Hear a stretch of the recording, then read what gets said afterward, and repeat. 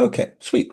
So my name is Drake Lundstrom. I am the outbound chair of Rotary District 669 Youth Exchange, and this is just a presentation covering the Study Abroad Scholarships Program, also called Rotary Youth Exchange, kind of goes by both names. And yeah, I'm just going to get right into it. So this is an informational session covering the basics of the program so that you know how it works, how to apply, answering all your various questions about cost, about everything else. If you have any questions at any point, just hop right in and stop me. Otherwise, we'll take them at the end after the recording's off. So we're going to cover what is the program, who can go, how much does it cost, what is the plan for kind of getting there, how do we prep students before they go, and then why go at all. Mm. So Rotary Youth Exchange. So first, I'll say what Rotary is. So Rotary is the world's second largest volunteer organization.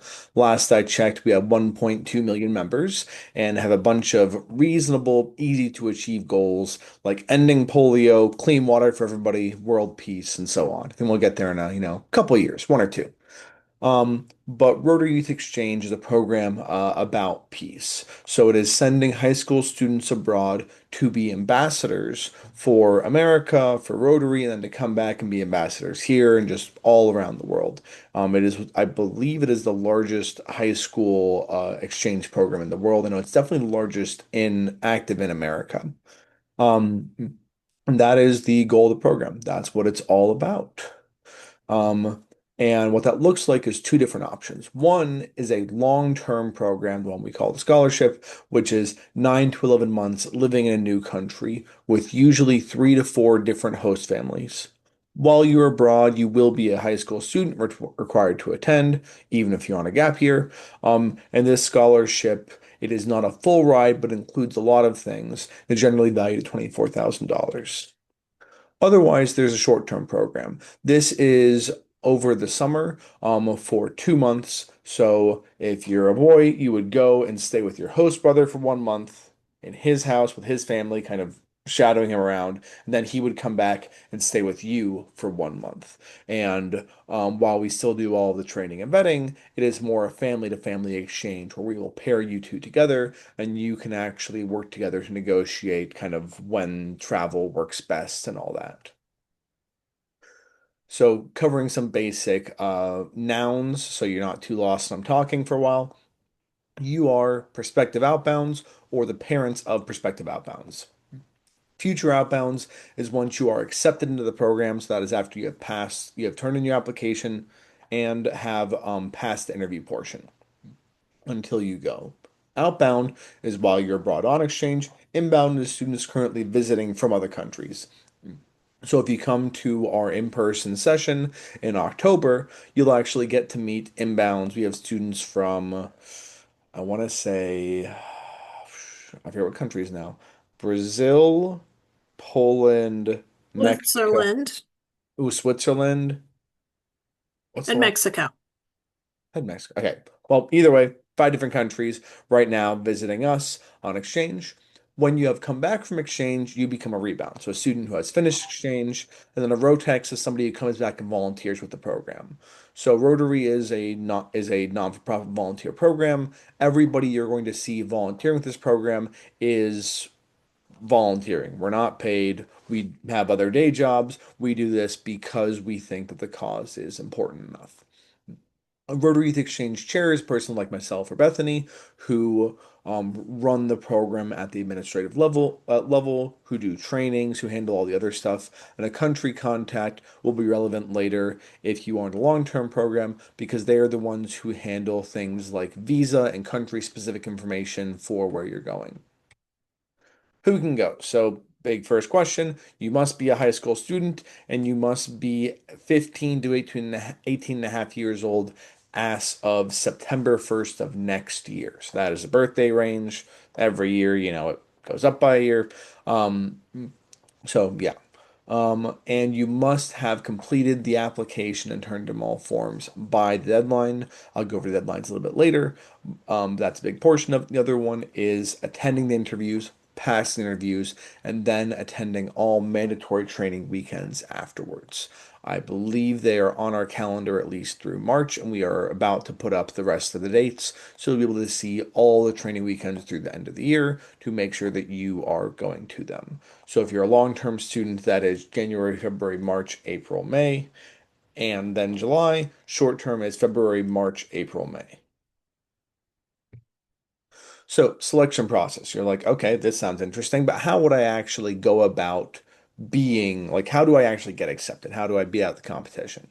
So, the selection process, the application itself, you will submit it, but you can submit it multiple times. The application is generally not, it needs to be done, it needs to be done correctly, but it doesn't need to be done first try. It's really not what we're reviewing for the final selection. A lot of that is more based off the interview and based off you being like a cultural fit for the program. Are you on board?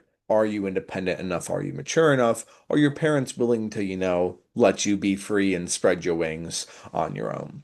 So we'll interview the parents, the students, and the parents and students together.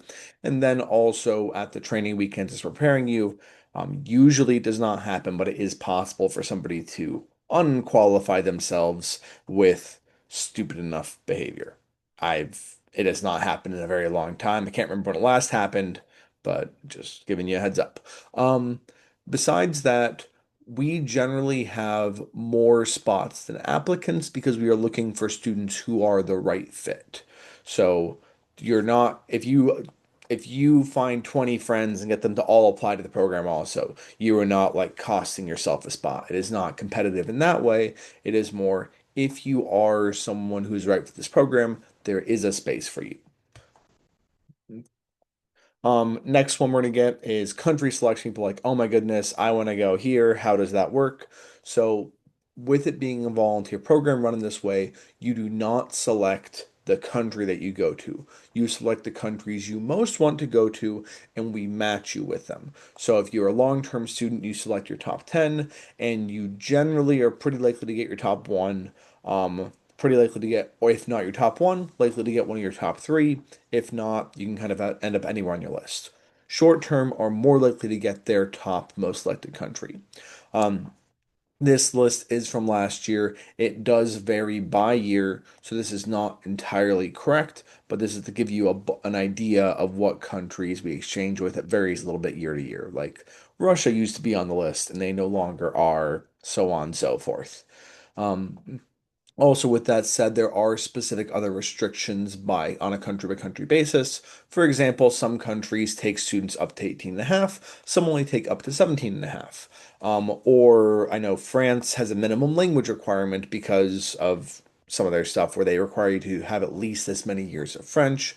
Some countries have restrictions on medication because there are some medications that are not legal in every country, so they do not want to send you to a country where you can't take medicine.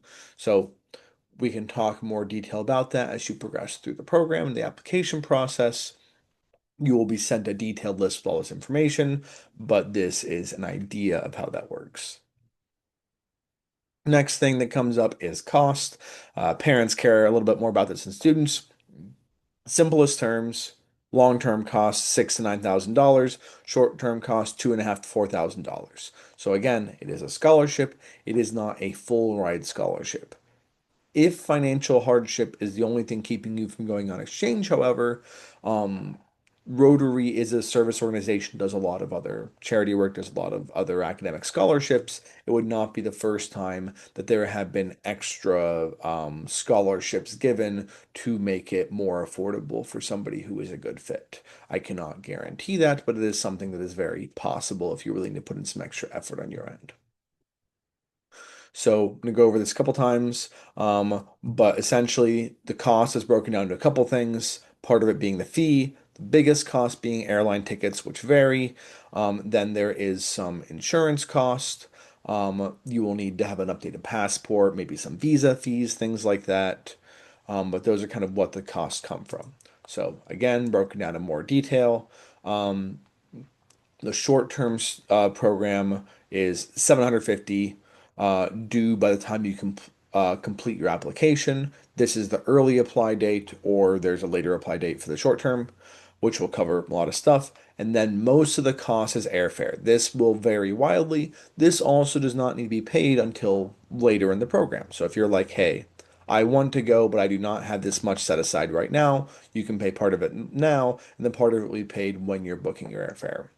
Um, and then insurance, you'll be required to use travel insurance that meets our standards. And then there are some miscellaneous things, especially for short term. You'll be required to do some language preparation that we will partially cover, and you will partially cover. Um, and then actually one note on the fees, the Rotary fee, um, you will give us the check while you're working on your application.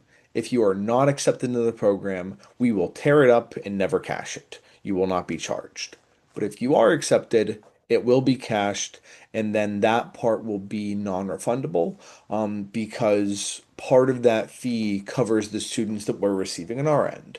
So kind of once you've agreed, we are then giving commitments to other organizations that we have to pay for. So that is why that is non-refundable. But obviously, if you do back out in January and you haven't bought an airplane ticket yet, you don't have to pay for that kind of thing. The question comes up once in a while. Long-term program. So that has a larger fee because there's more stuff going on. You'll also be attending two full weekend events that will be covered in this fee. Lots of stuff going on there. Airfare, this is again the biggest cost. This is more expensive than regular airfare because it's going through a travel agency that we have worked with that helps manage the visa process, which is very complicated. So this cost is not just the cost of the ticket, but is the cost of a travel agent that helps manage the visa process that you can call at 1 a.m. if you're stuck in an airport in like the Czech Republic and ask for help, like your student will have constant access to them. And it also covers special tickets that allow you to change your return date, which will come up eventually later. We talk about it. You will need insurance while you're abroad. That is the approximate cost of it. And then there are other random costs that we don't know about yet. Language is a standard one, but for example, you might have to visit an embassy for your visa or things like that. So just know that we expect up to this amount of other random unplanned for cost. Any questions about cost stuff? Nope. Perfect. Okay. So and again, you're like, oh wait, you said it's a scholarship. Why does it cost money? It's because it is not a full red scholarship. The stuff that we are covering is all the housing, all the food. Actually, your students technically cheaper abroad than they are here. They tend to eat a lot. School tuition, they get a stipend of usually around $100 US a month, although it varies by country. And then the other kind of support and training provided by Rotarians for free, but obviously does not cover everything. School credit, this will come up a lot, especially for the long-term program. Hey, can I graduate on time? How does that work?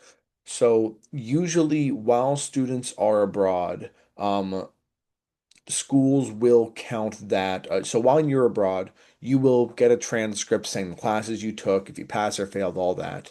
And usually schools will take that for credit. So like they'll count your math as math credit, all that, but it is not guaranteed. It is on a school by school basis. So this would actually be something where you talk to your guidance counselor, your principal, and whatever they say, I would get it in writing because sometimes the counselor changes while you're gone or their minds change. Um, if you have questions about this, we can kind of help advise, but we're not going to be part of the meeting with the school, if that makes sense. Okay, then what is the process? So we are here right now in September. We just had our first in-person training event, but it is optional. In October, we will have another one that I'd strongly recommend you to come out to. They are fun. There is no commitment, and you get to meet the other students. October, we'll be going to the Pumpkin Festival as part of it as a cultural experience for the inbound students. It's a really good time. In November, we will have a kind of a working session for application if somebody needs to like get some last stuff ironed out, get some papers signed, turn in their fees. That's for the applications are due for long term November 15th, and same with short term early applying. And then we will have interviews first week of December. Long term students then are accepted in the program and will attend a 3-day event over MLK Day weekend. in North Carolina, and then attend the mandatory trainings from there, and also a longer event in July at Otterbein. Short-term students, if they've already applied here, they're good to go. Um, Otherwise, they can apply up until end of January to be interviewed sometime around February. Or sorry, I go on backwards. Yes. Short-term students can apply later. The date's on the website. I don't want to say the wrong date, but they have a later window, although I would recommend applying earlier. Make sure they flood easier. And then everybody's required to go to these mandatory trainings. Then, with one note of parents are required at the March training, all parents, long-term students are required to be, their parents are required to be at either the January or July training. So once that's all done around May, short-term students will go abroad for a month, and then their student will come back and stay with them for a month. Long-term students will head out usually August, September, sometimes as early as July. Um, and they will be abroad until May of the next year. Hello, don't worry, we're actually gonna record it, so we'll send this out for the parts that you missed. That's awesome. You just joined a little late. So long-term students would be abroad from, yeah, August to May approximately. And then short-term and long-term students, we would love to have you volunteer as Rotex after you come back. That is what makes the program so special is you actually will get to meet and train with the students that have been abroad, and they will you'll get to learn from them how not to make their mistakes. Um, then with this, all of this stuff, especially the dates, are on our site, 6690 Exchange. The study abroad site is more for like the general information for the national program, but this is our district specific site. Your favorite page is going to be the calendar, because this shows all of the upcoming events. Um, with all the relevant information for them. So this is the next one you really want to be at, the pumpkin show. Um, yep, applications due, interviews, and then so on. And we are continuing to add the rest of the dates shortly. And then also in here is if you go to want to be an exchange student, and then forms, outbound students. And this is where you would actually start an application to be a short-term or long-term student. So that is very important. 6690exchange.com. That is the most important link you will see in this presentation.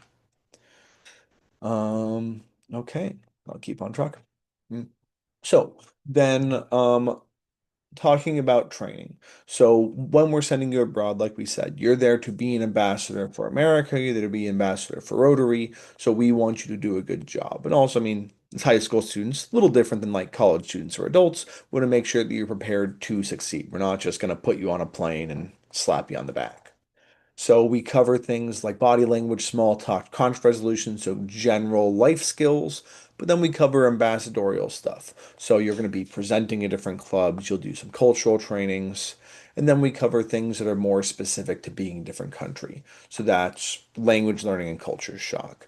And finally, we have some Rotary specific stuff, the rules and expectations, the 4Ds, the 6Bs. We cover a lot of stuff. What we found is a lot of students grow almost as much on their year leading up to the program as they do while abroad.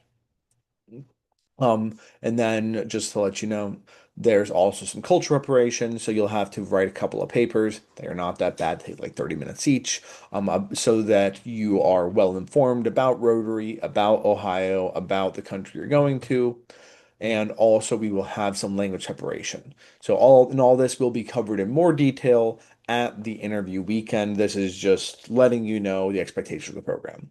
So if you're a short-term student, you'll be required to do an hour a week for 10 weeks. If you're a long-term, an hour a week for 20 weeks, through Italki, which is an online tutoring site. We do Italki instead of traditional tutors because it is much easier to find all languages and also to monitor progress and all that stuff. It's so much cheaper. When I went to Brazil, I think I paid like $60 an hour for a tutor that was like a 30 or 40 minute drive each way, and now I can hop online for $8 an hour. So it's a way better system. And this is part of why, when you're picking countries you want to go to, you do not need to have any familiarity with the language. We will get you up to speed, even if you're starting from zero.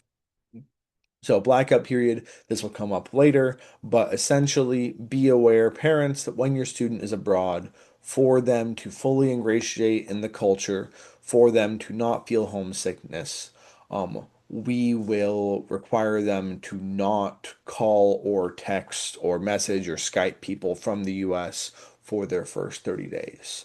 So we're telling you early because this freaks parents out a little bit. We can go into more detail about it if you have questions.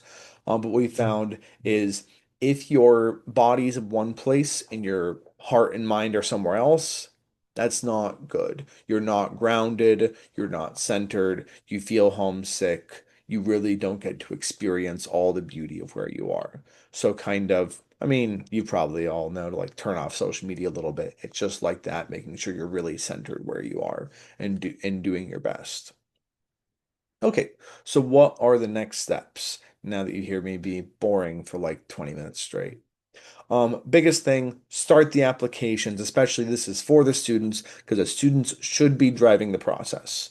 Um, and again, the application is fully editable after you've started. So I would say go through it as fast as you can, hit all the submit buttons, kind of enter in a little bit of text, get access to the second half of documents, and from there, go back and edit things more carefully because you can submit as many times as you want. You can edit as many times as you want up until the deadline.